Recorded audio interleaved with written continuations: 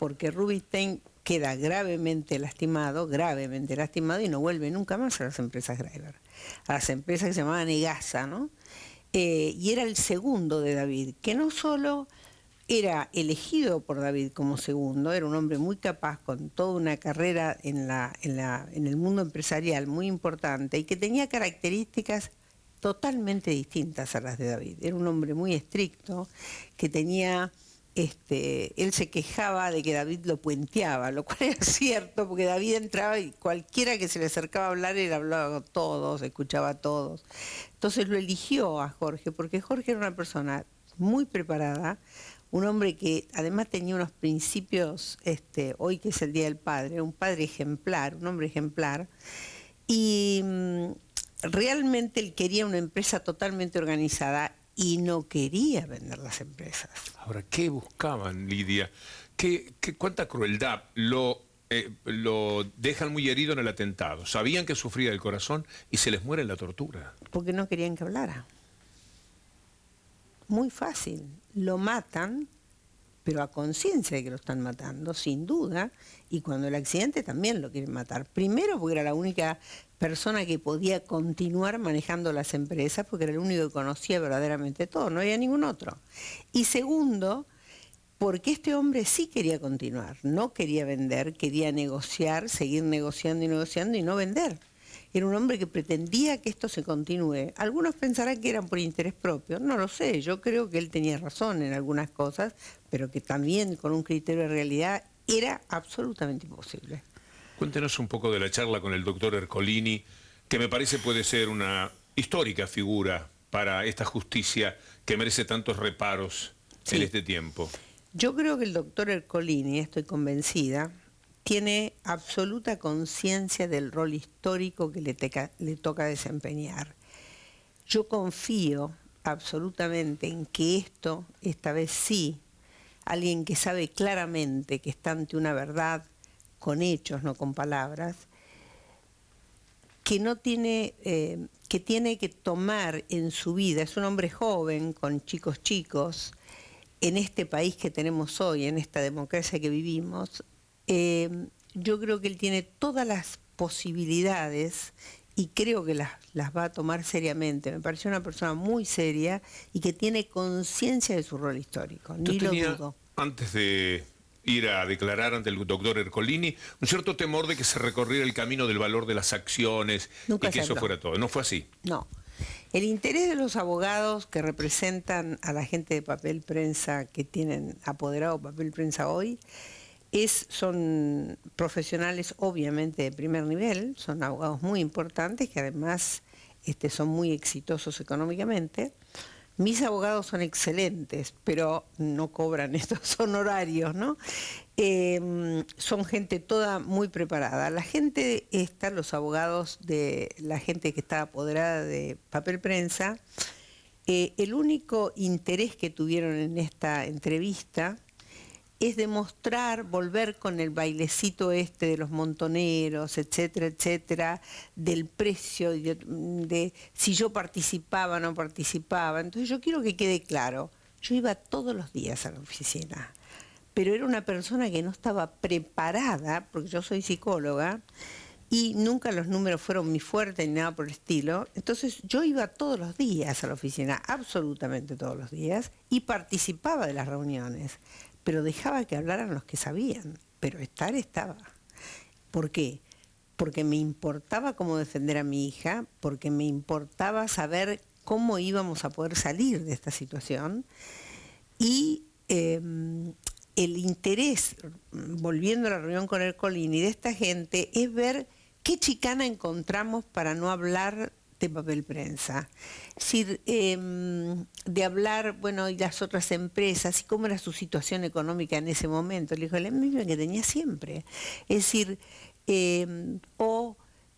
al final, ya después de 6 horas y media de declaraciones, uno de los abogados, una persona que me han dicho que es un abogado muy preparado, me hizo una pregunta lamentable, es decir, y yo que no soy una persona que haga una carrera política, ni me interesa el futuro en sentido de proyecto de recuperar el dinero, sino que me importa esto, y lo repito todo el tiempo, y estoy en esta historia, para recuperar nada. Yo estoy escribiendo un libro, perdón, sobre mi marido, y lo estoy haciendo yo, ¿no? Lo estoy escribiendo yo para que se sepa la vida de David Graeber, y cuál fue y cómo fue, porque me di cuenta que después de todo esto hay que traer todo, ¿no? Hay que poner todo.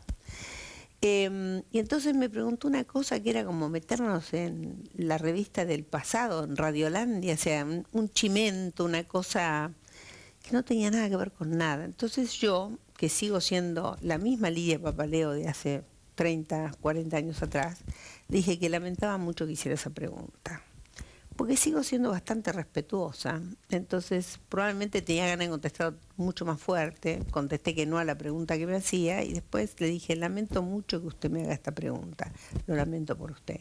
Me pareció absolutamente una bajeza.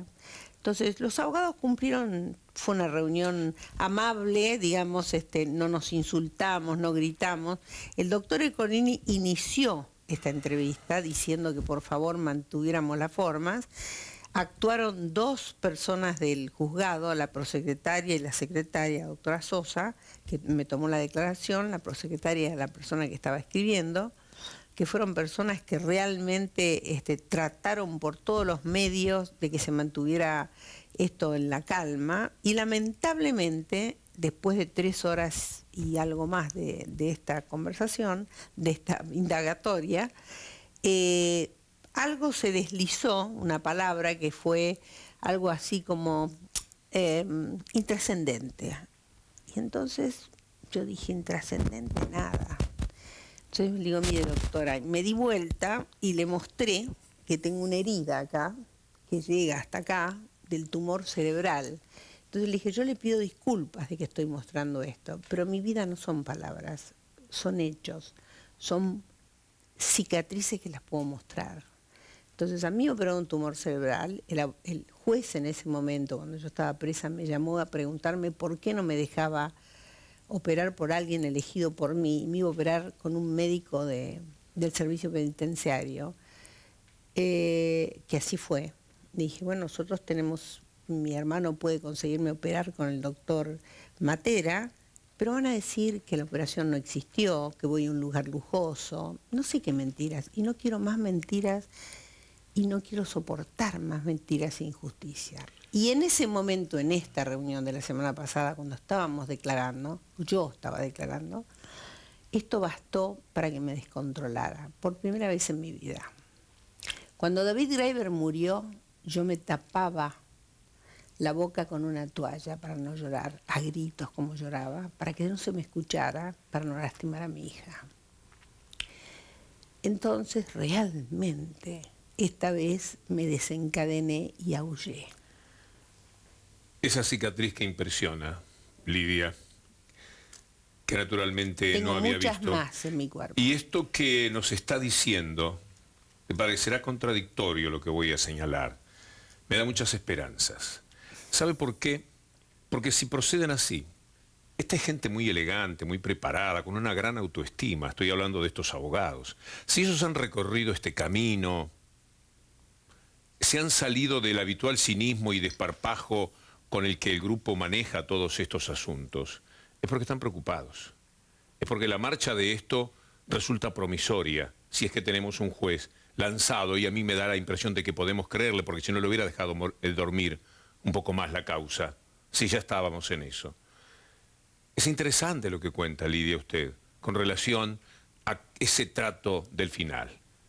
Me alienta a pensar que están preocupados. Si se están preocupados ellos que saben tanto, sabrán por qué están preocupados. Enhorabuena.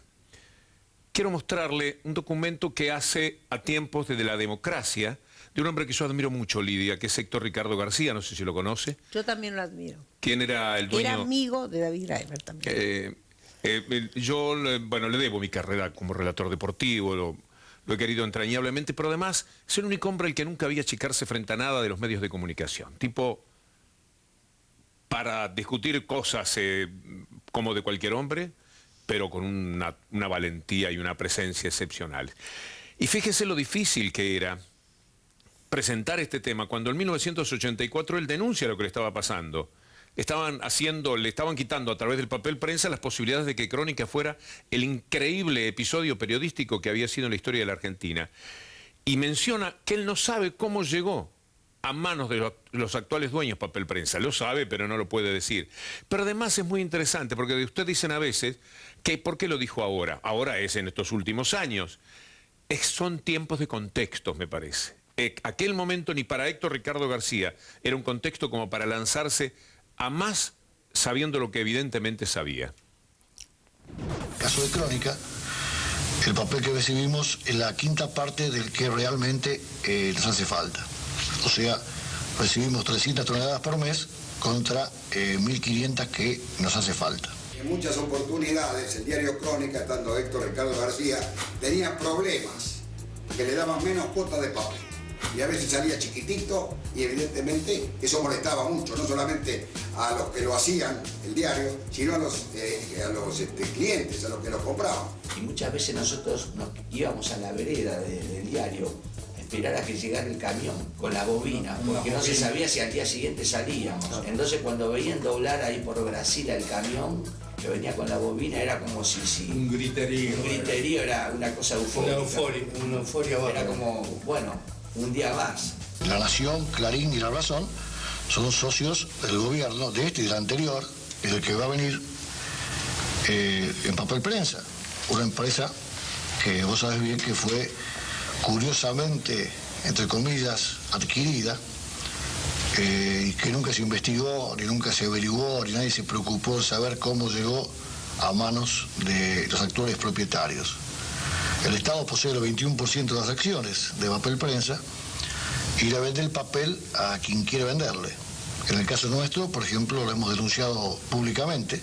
Para su operación básica, Crónica necesitaba 1.500 toneladas de papel y recibía un cupo, paradójicamente, establecido por sus propios competidores, de 300 toneladas, lo que impidió reducir la tirada y salir con muy poca cantidad de páginas. Así, entre un ejemplar de Clarín y uno de Crónica, la relación era de 10-1, vale decir, Clarín pesaba 1 kilogramo y Crónica 100 gramos. ¿Y el presidente de la Nación te respondió algo? Tomó nota de todo lo que le dije yo y bueno, estoy esperando que pase algo. Yo no puedo pretender que el presidente de la Nación, con todos los problemas que tiene, mucho más graves que los de papel del diario, decida algo. Pero creo que lo que se le está diciendo públicamente, no yo, sino todas las entidades que agrupan las empresas periodísticas, no pueden caer en un saco roto. Él va a tener que hacer algo, va a tener que escuchar algo. Y además creo que su sociedad o su participación en la sociedad papel prensa le hace mucho mal al gobierno.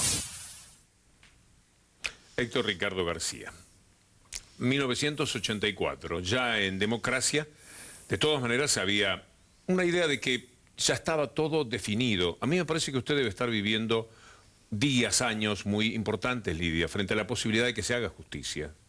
Porque no solamente con lo que le quitaron, con lo que le robaron, sino también con lo que padeció, porque nos hemos detenido en la operación. ¿Cómo fue la operación?